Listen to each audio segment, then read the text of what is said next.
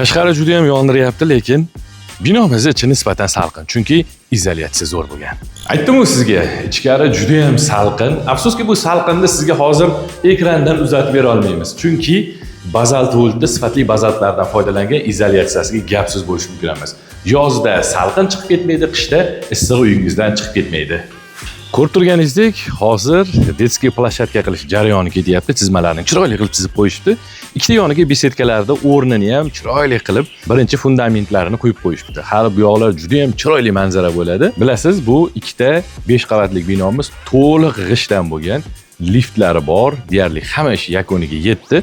Hozir endi ozgina shu maydonchasini bitta pardozlab berishsa, Xudo xolasa bu binomizni ham o'z egalariga tantanali ravishda topshiramiz. Va sizda ham hali ham ozgina imkon bor. Uyni sifatini bo'lsa, obunachilarimiz juda ham yaxshi bilishadi va batafsil ma'lumot uchun ham quyidagi raqamlar bilan bog'lanishingiz mumkin.